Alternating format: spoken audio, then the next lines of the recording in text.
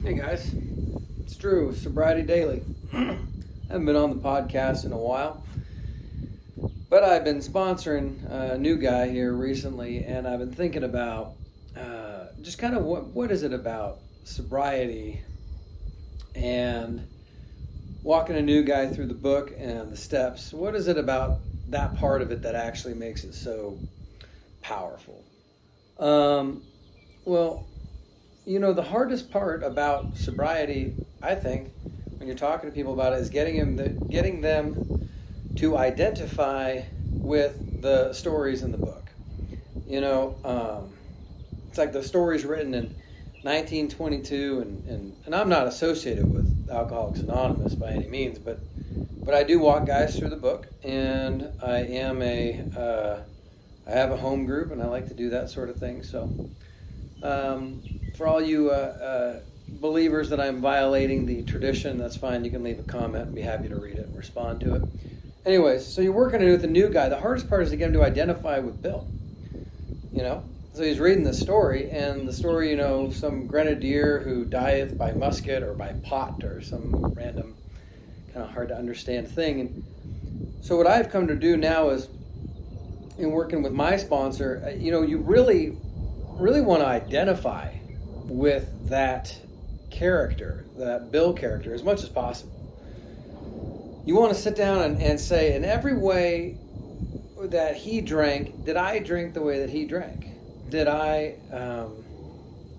identify with how he drank? When he says, I discovered liquor, was there a moment when you could realize that I discovered it? Or, I came back from the war and I felt like a hero or something like that. And that's really, it's when you read those things and you can say to yourself, I really identify with this part of Bill's story, or I really identify with, my condition the way that Dr. Silkworth explained it.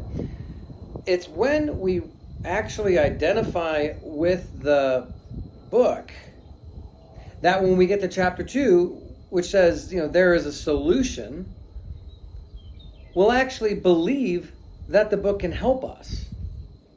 A lot of times when I'm working with people, I really want to reiterate with them over and over and over again. And even with myself, when I read the book over and over and over again, I want to consciously be saying, yeah, that's how I drank. Yes, that's how I behaved. Yes, that was my emotional state. Yes, that's how that actually happened. If I don't identify with the book, then when the book presents me with a solution, it's not gonna mean anything if I haven't identified with it. It's like if you pick up a Tylenol at the store and you're looking for a sleep aid, and you're like, oh, cures headaches, and you're like, well, maybe that'll help me to sleep because I got a little bit of a headache. But you want to identify with the medicine that you're taking and kind of be like, yeah, that looks correct to me, And it's difficult because when I'm in the rooms, and if I notice that somebody's come in and maybe they need the medicine, maybe they don't. I don't know. I can't tell them that they're an alcoholic or not. But what I can say is, do you identify? When you look at this problem, do you actually identify with yourself as part of this problem? Because if you don't, this book's not going to help you. This program is not going to help you. But if you do identify, if you look at it and you're like, man, that's me. That's the way I drank. And that's why the stories in the back of the book are so critical. Because if you're like, man, that is how I drank. That is how I lived. That's how I thought. A lot of times we say, alcoholics don't have a drinking problem, we have a thinking problem. I actually agree with that. I know it's true for me. So, anyways, as you go through and identify with the book, then when the book presents a solution, you'll be able to identify with that as well. And that is the beginning of approaching step work in Alcoholics Anonymous, in my opinion. A lot of people could go about it other ways, I'm sure. But the way I have come to see it, the way I have come to interact with it, and the way I like to approach it, is I like to approach it from the perspective of, am I identifying? If so, how am I identifying? And number 3, do I believe that this book has a solution for me? And if I seek God, if I seek my higher power, will that actually manifest in my life as a solution if I choose to do what the book prescribes? If I choose to do the suggested aspects of the program, will it actually work for me? I mean, that's been my experience. My experience is yes. I think I started this channel as a way to like stay sober or something. I had 1 year of sobriety when I started it. And I think I started at like maybe 11 months. I don't even know. Now I've got a whole whopping 4.5 years. And as we like to say, it's a good start, I suppose. I take it one day at a time. But I will say that going through and actively identifying with the book, allowing the solutions that the book offers to come to me,